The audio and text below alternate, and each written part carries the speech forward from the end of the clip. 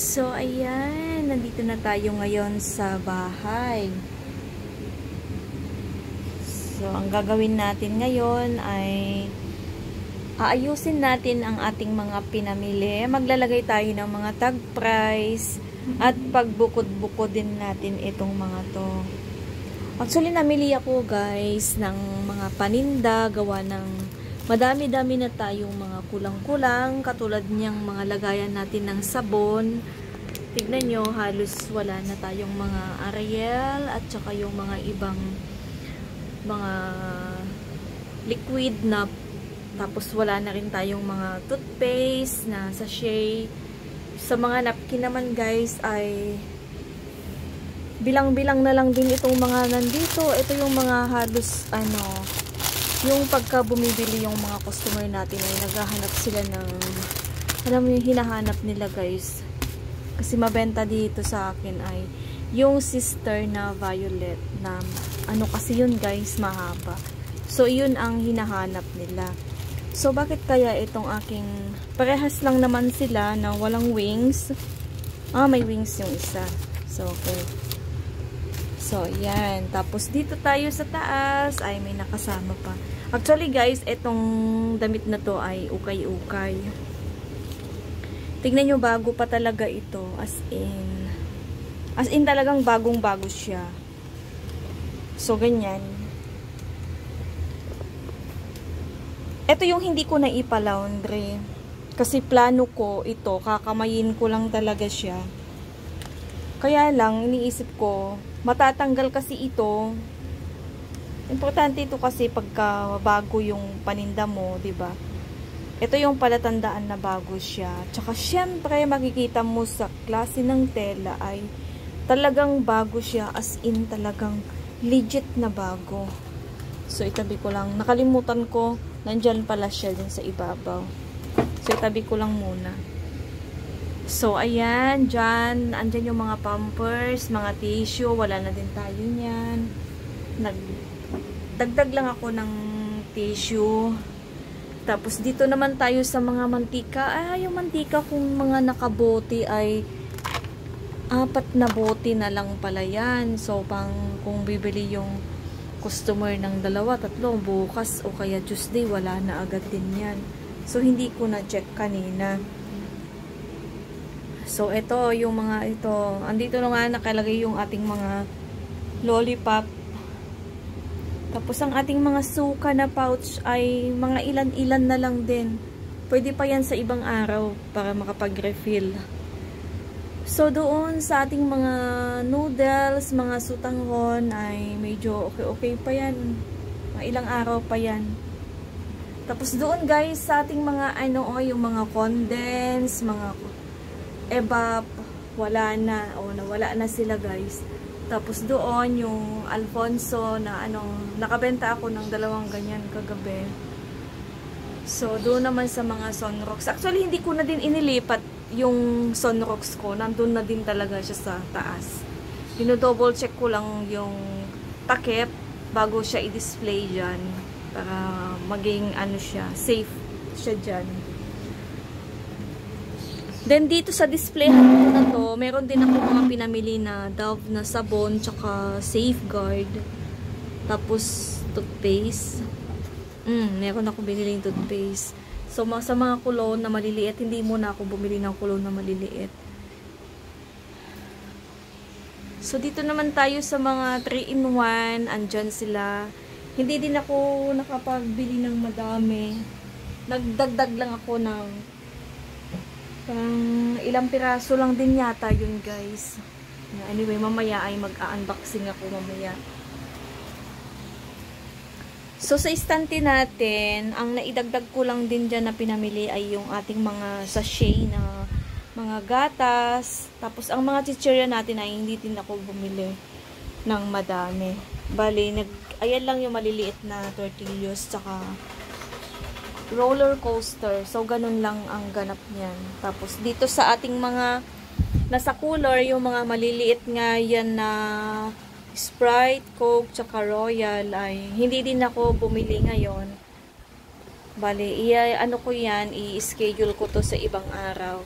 Pero yung, ayun, yung may pineapple doon, tsaka sting, ayan, meron akong pinamili. Tsaka may stock pa ako guys na mga 1.5 na binili lang namin nung nakaraan kasabay nitong mga bigas. So, sa mga tsinelas din ay hindi pa din ako nakakapamili.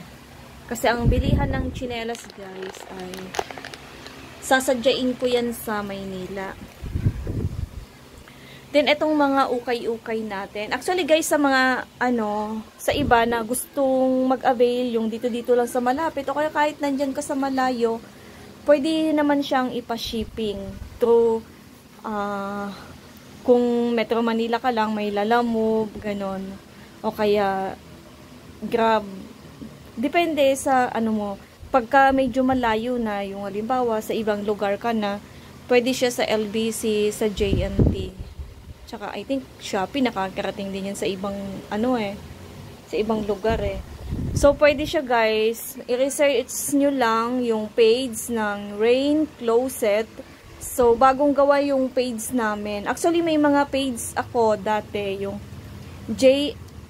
LJL, online shopping. Yun yung ginamit ko dati nung nag-online shopping pa ako, nung hindi pa pandemic.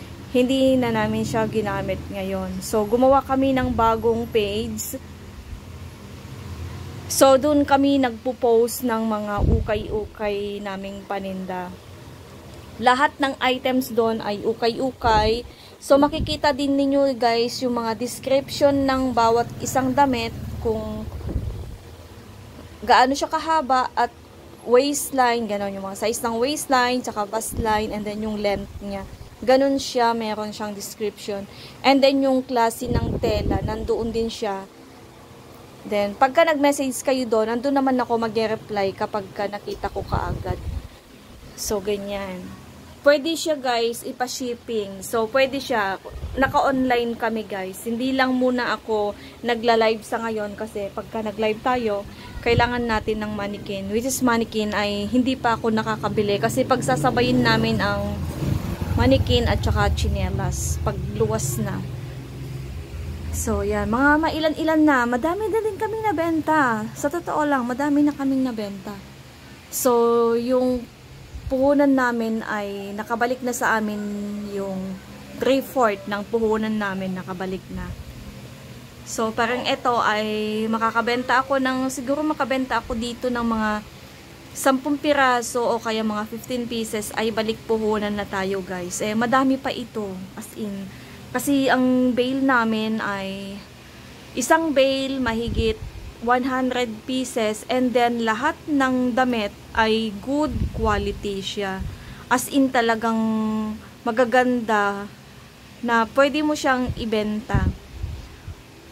Wala siyang patapon. Actually, meron pala akong itinapon, 2 piraso lang. As in, yung talagang hindi naman na pwede talaga. As in, talagang parang basahan na. Ganon. So, para hindi na mapasama sa labahan. Kasi, diba, tulad ng sinabi ko, nagpa-laundry ako. Yung as in talagang laundryhan, na kapag kahinango mo sa labahan, ilalagay mo siya sa, ulit para mainitan siya. Yung ganun siya para yung ating paninda ay safe siya sa mga may skin allergies tsaka sa mga masiselan talaga. So, ganun ang ating update sa ating tindahan. So, yung mga hindi pa pala guys nakapag-subscribe sa ating YouTube channel, please mag-subscribe and then mag-iwan kayo ng bakas or mag-comment kayo sa mga gustong mag-share. Please share, like, and comment. Then, huwag kalimutang mag-subscribe guys para ma-notify ka sa mga updates o darating na upload videos natin. And then, shout out nga pala guys sa ating mga channel members. Actually, ang channel members ko ay nakasampu na. Then, kinongrats na rin ako ni Lolo. Nakasampu daw ako membership. So, thank you guys. Thank you sa 10 nagtiwala. Hindi ko na kayo iisa-isahin o basta shout out and thank you. Basta ipopost na lang din ko kayo. Basta salamat. Saka shout out din sa ating mga bago at saka mga lumang mga kaibigan sa TYT World at saka sa mga masisipag na magsukli sa ating mga videos. Sobrang salamat sa inyo, lalo na sa mga short videos ni Pats. Ano nyo guys, napakabait ninyo, napaka-supportive nyo talaga. Lalong-lalo na pagka ang ina-upload ko ay si Patch, andun kayo talaga sa kanyang mga videos. So, thank you guys, at iyon lang yung ating update for today. Ito na lang yung i-upload ko na ngayon. Ito muna yung videos natin. Kasi hindi pa tayo nakakapag-edit. So, sinamantala ko na din yung oras na to habang tahimik yung paligid para hindi na tayo mag-e-edit ng ating videos. I-upload ko na lang din. Then, yun nga guys, yun lang yung ating update sa tindahan ni Aling Sindera Vlogs. So, yung panibagong sa mga panibago nating mga i-upload, update na lang po. Yun lang, and have a nice day everyone!